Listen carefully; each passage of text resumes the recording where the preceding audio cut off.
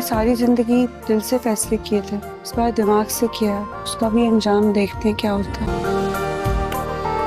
आपने उसे समझाया ही नहीं कि मत करे मेरे साथ ऐसा। समझाया था।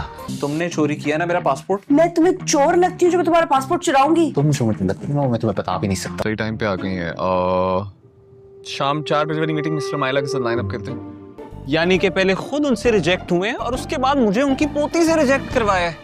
वाह। लेकिन उसकी अना और जिद उसकी मोहब्बत पे हावी हो गई। अरे एडी से मेरी 1.5 घंटे पहले तो बात हुई है भाई। वही तो कह रहा हूँ अंकल, घंटा पहले इंतकाल हुआ है ना। आप शहरियार है ना? अभी के अभी मेरी अंगूठी वापस करो वरना मैं तुम्हारे होने वाले ससुरालियों के सामने आके मांग लूंगा। ओह, तो जनाजा कब है? जनाजा अंकल मेरा ख्याल है ईशा के बाद है जी। मैं 4 बजे नहीं आ सकती, मैं शॉर्ट लीव लेने आई थी। सॉरी मिस्टर माइला, शॉर्ट लीव तो नहीं मिल सकती। वाह वाह वाह एडी साहब वाह। कुछ नहीं जानता प्यार है मांगता। ये कहानी है रूमी और जुरेज की।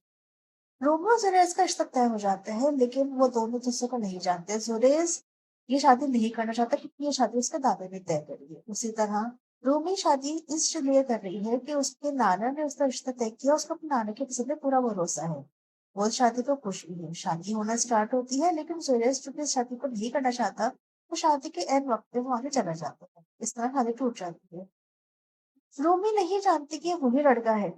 अब इत्तेफाक से वो दोनों एक दूसरे से पहले तो मिले हुए होते हैं, लेकिन अब सुरेश जो है उसकी दादी के घर एज अ टेंडेंट आ जाता है। वहां पे रूमी भी रहती है। अब उन दोनों की मोहब्बत स्टार्ट होती है और फिर वक्त गुजरने के साथ साथ रूमी को पता चल जाती है कि सुरेश वही लड़का है जिससे उसकी शादी हो रही थी। ये सब कुछ देख कर वो प्लानिंग करती है और उस प्लान में सुरेश के दादा को भी बुला लेती है और इस तरह शादी तक तय हो जाती है। शादी के एंड वक्त जब निकाह हो रहा होता है तो शादी से इनकार कर देती है। उससे साफ-साफ कह देती है, "मैं वही लड़की जिससे तुम्हें शादी की हो रही थी, तो तुम शादी के एंड वक्त पे वहां से चले गए।"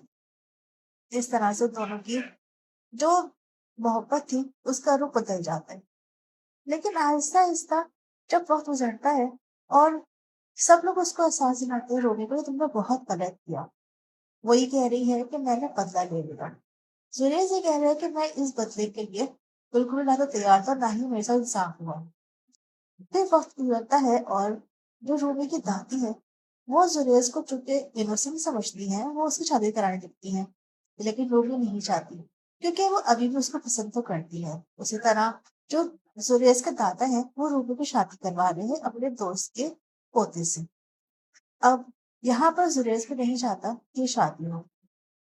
पहले तो वो ये कोशिश करता है कि वो दोनों मिले ही नहीं, लेकिन एक दिन वो लोग जब दोबारा से रिश्ता लेकर आते हैं तो रूमी को देखकर चले जाते। ये बात देखकर जुरेज काफी ज्यादा परेशान है। दूसरी तरफ रूमी भी जुरेज की शादी उस जगह पर नहीं होने देगी जहाँ पर उसकी दादी करवाना चाहती है। सब लोग उन लोगों को एहसास दिला रहे हैं कि तुम दोनों आज भी दूसरे से मोहब्बत करते हो, लेकिन इजहार नहीं करते। तुम दोनों की अना इसके बीच में आ रही है। जुरेज का दादा भी उससे माफी मांगते उससे कहते हैं कि मैंने बहुत कोशिश करी, लेकिन अब उसकी जो अना है उसके सामने आ गई है और वो इस बात को कबूल नहीं कर रही कि वो तुमसे मोहब्बत करती है। फिर अब चूंकि इस ड्रामे का अख्ताम है, तो क्या अब इन दोनों की शादी हो पाएगी? क्या दोबारा से रूमी जुरेज को कबूल कर देगी? ये हम देखेंगे कल की एपिसोड में, जो कि आखिरी एपिसोड है। इन सब में बहुत कुछ अच्छा भी हुआ, बहुत कुछ बुरा भी हुआ, लेकिन आखिर में जुरेज और रूमी जो वो एक हो जाएंगे।